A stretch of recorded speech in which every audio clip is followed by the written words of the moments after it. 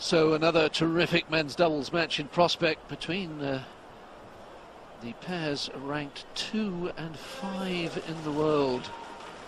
Of course, only 4 seeded pairs. So the Danish pairing of Lars Porsker and Jonas Rasmussen miss out on a seeding position.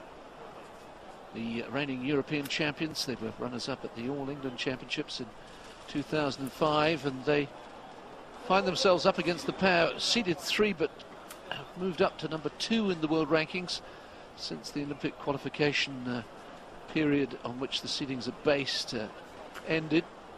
And that's the Korean partnership of Chung Jae-shung and Lee Yong-dae, who were runners-up in last year's World Championships, Asian champions of this year, and 5 Grand Prix titles, including this year's All England title.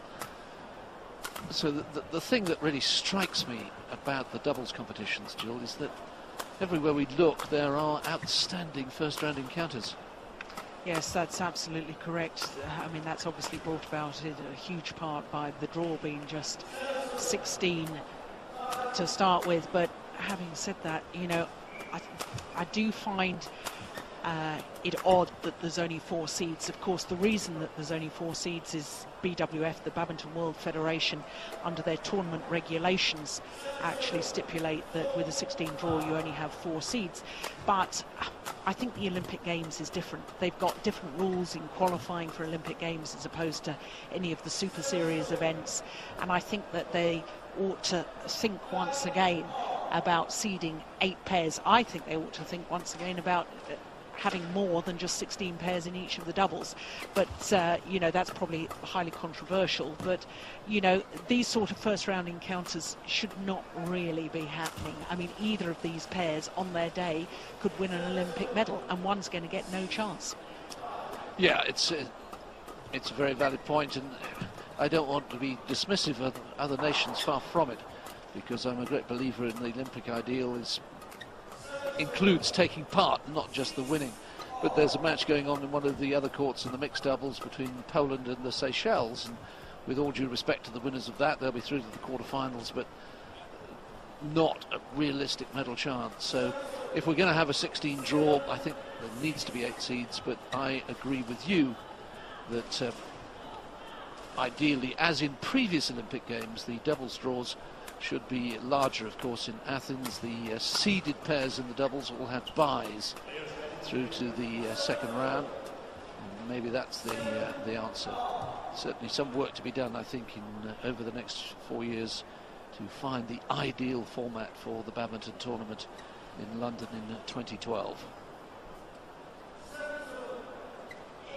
But what it does do for us as commentators and you as viewers back home is ensure that we have fantastic matches right from the very first round. Umpire for this one comes from Great Britain, David Craig. Zhang Peihua is his service judge.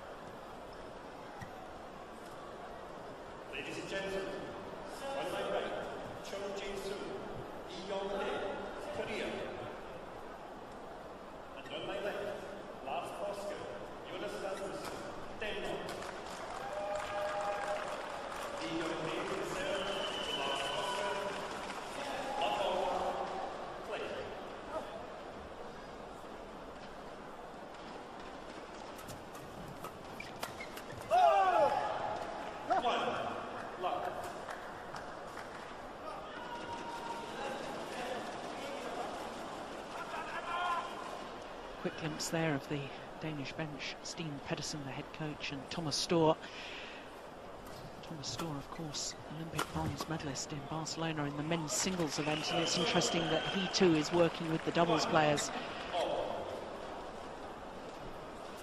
Hasn't been a good game for the Danes so far. Win here would really lift them.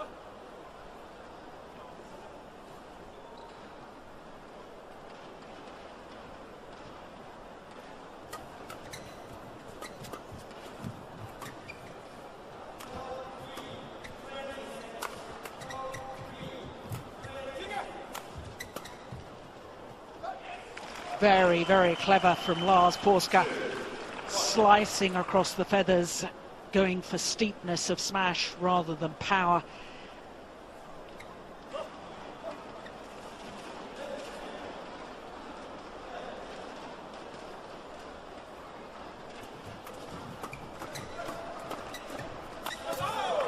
Yeah, really starting very positively. The pair who were the world champions in 2003.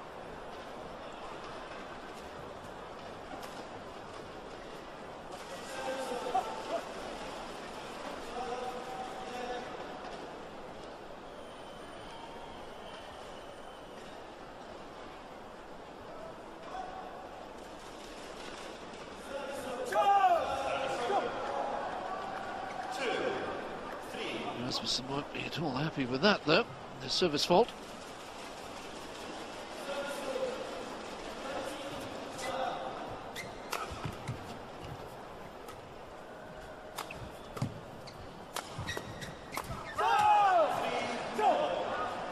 Right to go for the interception, I think.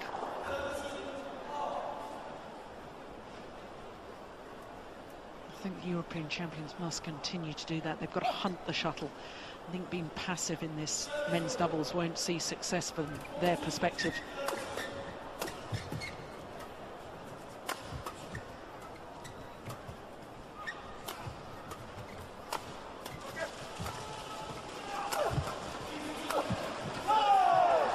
Brilliant defence in the early stages of that exchange from Porska, but in vain in the end. Jung Jae-sung, so athletic with his jump smashes. Not the tallest of men, 5'6", but what he lacks in height he makes up for in enthusiasm.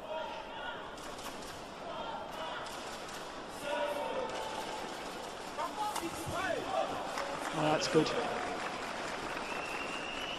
Oh. Service fault had been called. I think the indication there was that the racket wasn't pointing in a downward direction.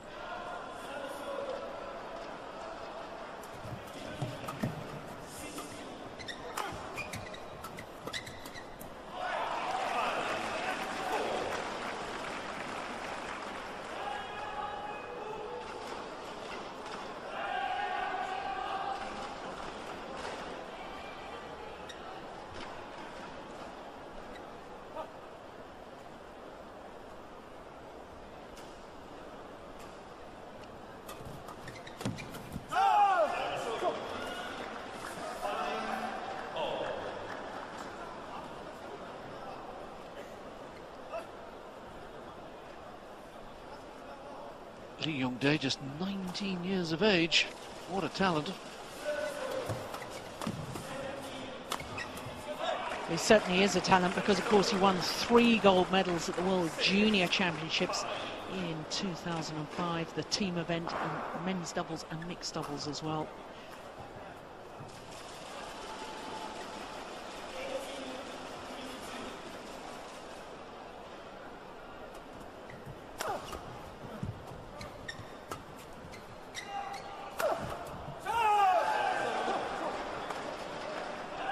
That's a terrific angle he gets on the smash.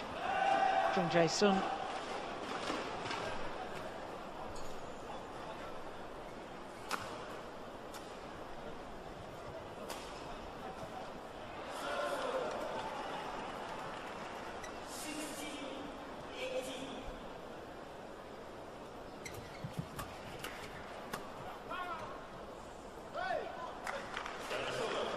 Fine judgment by the Danes.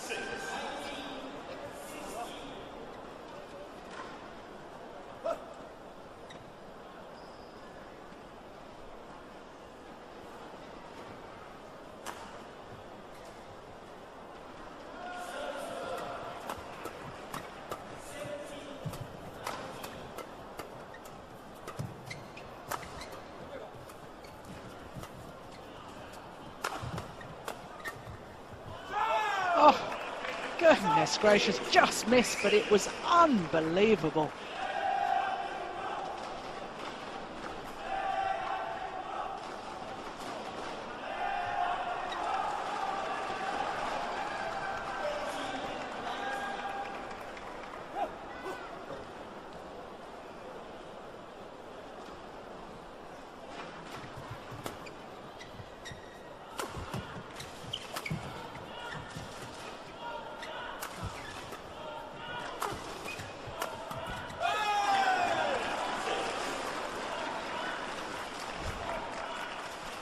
There was a considerable amount of talk some time ago about the commitment level of Jonas Rasmussen.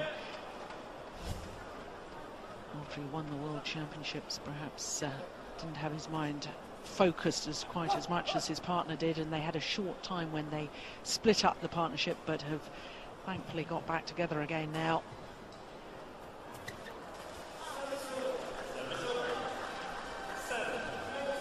This is a couple of service errors from the Danes, and you can't afford that. You can't afford just to give away cheap points.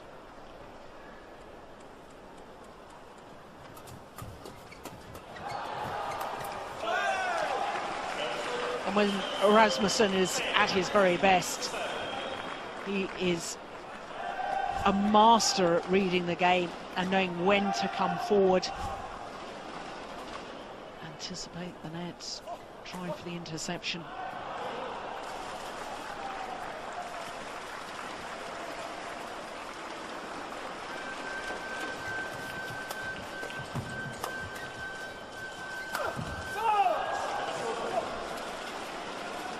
Yeah, really put away with venom.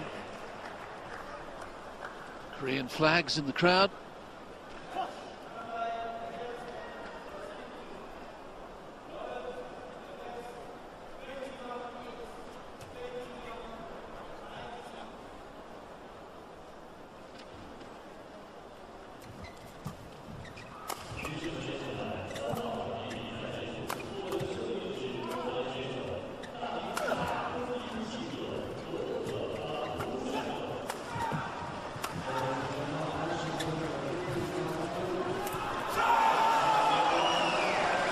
Another prime example of Rasmussen coming forward at the right moment, making his presence felt at the net. In he goes. And that telling intervention means that at the mid-game interval, the Danes have a useful lead of 3 points. It's 11-8.